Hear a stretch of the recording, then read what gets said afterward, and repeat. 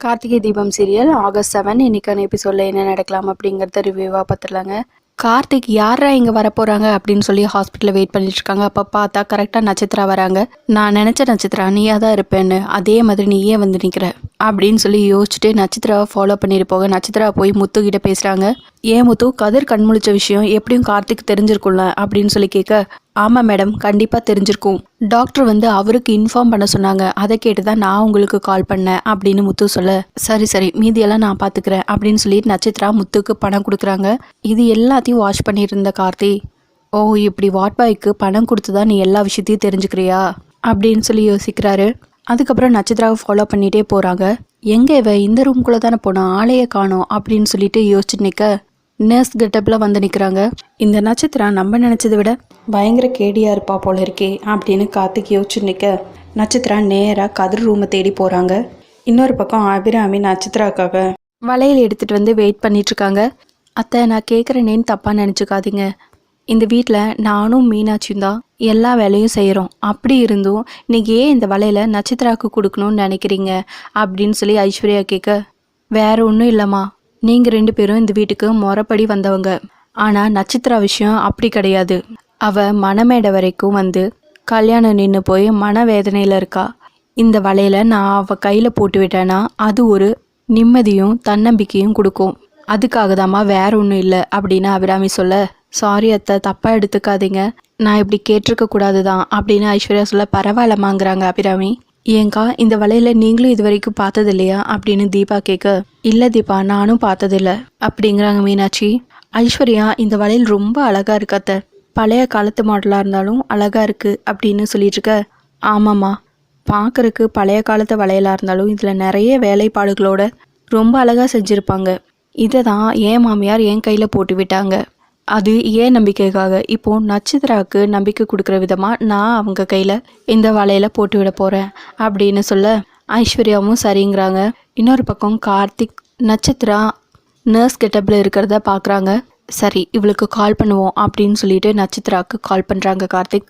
இந்நேரத்துக்கு இவன் எதுக்கு கால் பண்ணுறான் அப்படின்னு சொல்லி யோசிச்சுட்டே ஃபோன் அட்டன் பண்ணி, சொல்லுங்க கார்த்திக் அப்படின்னு சொல்லி கேட்க, நட்சத்திரா நீங்கள் இப்போ எங்கே இருக்கீங்க அப்படின்னு சொல்லி கார்த்திக் கேட்க, நான் இப்போ வீட்டில் தான் இருக்கேன் கார்த்தி அப்படின்னு சொல்ல, சரி நான் நீங்கள் வெளியே எங்கேயாவது இருப்பீங்களோன்னு நினச்சேன் அப்படின்னு சொல்ல, இல்லை கார்த்திக், நான் அனாவசியமாக எங்கேயும் வெளியெல்லாம் போக மாட்டேன், நான் வீட்டில் தான் இருக்கேன் அப்படின்னு நட்சத்திரா சொல்ல, சரி இங்கே ஹாஸ்பிட்டலில் கதிர் கண் முழிச்சிட்டான்னு சொல்லி எனக்கு ஃபோன் பண்ணாங்க, கதிர் தான் உங்கள் ஃப்ரெண்டாச்சே, அதான் நீங்களும் வரீங்களா அப்படின்னு சொல்லி கேட்க, சரி கார்த்திக், நீங்கள் போயிட்டே இருங்க, நான் வந்துடுறேன் அப்படின்னு சொல்ல, சரின்னு கார்த்திக்கும் ஃபோனை கட் பண்ணுறாங்க. இவ ரொம்ப அநியாயமாக நடிக்கிறாளே, இப்படி நடிச்சு தான் அம்மாவையும் ஏமாத்திருப்பா போல இருக்கு அப்படின்னு கார்த்திக் யோசிச்சுட்டு இருக்க, இன்னொரு பக்கம் நட்சத்திராவுக்கு அபிராமி கிட்ட இருந்து ஒரு கால் வருது. அட்டன் பண்ணி பேச, அத்தை சொல்லுங்க அத்தை அப்படின்னு சொல்ல, என்னம்மா நட்சத்திரா வரதுக்குள்ளே போயிட்ட அப்படின்னு சொல்லி கேட்க, ஆமாத்த, இங்கே என் ஃப்ரெண்டு 2 வீலரில் வரும்போது ஆக்சிடெண்ட் ஆயிடுச்சு, அதனால தான் உங்ககிட்ட கூட சொல்லாமல் நான் வந்துட்டேன், சாரி அத்தை, என்னை மன்னிச்சிருங்க அப்படின்னு சொல்ல, பரவாயில்லம்மா, ஃப்ரெண்டுக்காக தானே நீ போயிருக்க, நீ அதை பார்த்துட்டு வா, நான் வெயிட் பண்ணுற அப்படின்னு சொல்ல, சரிங்க அத்தை, ரொம்ப தேங்க்ஸ் அப்படின்னு நட்சத்திரா சொல்லிட்டு இருக்க. எவ்வளோ நேரம் ஆகுமா அப்படின்னு கேட்க, இன்னொரு 1/2 ஹவரில் வந்துடுவேன் அத்தை அப்படின்னு சொல்கிறாங்க நட்சத்திரா. இன்னொரு பக்கம் கார்த்திக் நர்ஸ்னு கூப்பிட்டு வர நட்சத்திரா சைலண்டாக அப்படியே நிற்கிறாங்க. எங்கள் டாக்டரோட டேபிள் எங்கே இருக்குது, நான் அவரை பார்க்கணும், என்னை கொஞ்சம் அவங்கக்கிட்ட கூட்டிகிட்டு போகிறீங்களா அப்படின்னு சொல்லி கேட்க, எனக்கு தெரியாதுங்கிறாங்க நர்ஸ். என்ன இங்கே தான் வேலை செய்கிறீங்க, ஆனால் இது கூட தெரியாதுன்னு சொல்கிறீங்க அப்படின்னு கார்த்திக் கேட்க, நட்சத்திரா அப்படியே சைலண்ட்டாக போயிடறாங்க. இங்கே அம்மா ஒரு பக்கம் தொந்தரவு பண்ணிகிட்ருக்காங்க, பையன் ஒரு பக்கம் தொந்தரவு பண்ணிகிட்ருக்காங்க. எனக்கு வர்ற கோவத்துக்கு கார்த்திக் உன்னை கொலை பண்ணிடலாமான் இருக்கு, எல்லாம் அந்த 500 கோடி ரூபா சொத்துக்காக பார்க்குறேன் அப்படின்னு யோசிக்கிறாங்க நட்சத்திரா. சரி, இதுக்கு மேலே இவன் விடமாட்டான் போல இருக்கு அப்படின்னு சொல்லி யோசிச்சுட்டு நட்சத்திரா போய் அந்த நர்ஸ் கிட்டவே சேஞ்ச் பண்ணிவிட்டு அவங்களோட நார்மலான சாரியில் வராங்க. கார்த்திக் அப்போ அங்கே உட்காந்துட்ருக்காங்க. நட்சத்திரா அப்படின்னு சொல்லி கூப்பிட, என்ன கார்த்திக் அப்படின்னு சொல்லிட்டு பக்கத்தில் வந்து, கதிர் நல்லா இருக்கானா அப்படின்னு சொல்லி கேட்க, வாங்க போய் பார்க்கலாம் அப்படின்னு சொல்லிட்டு கார்த்திக் நட்சத்திராவை கூட்டிகிட்டு போகிறாங்க.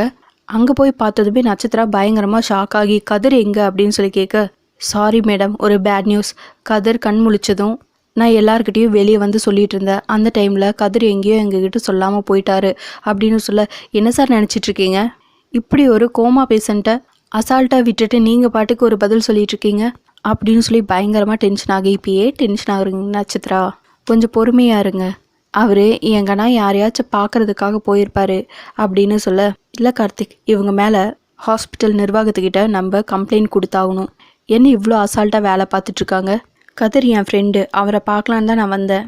ஆனால் இங்கே வந்து பார்த்தா காணோன்னு சொன்னால் அப்போ கோவம் வராதா அப்படின்னு நட்சத்திரா சொல்லிட்டுருக்க. அவருக்கு வேண்டியவங்களை யாரையாச்சும் பார்க்க போயிருப்பாங்க.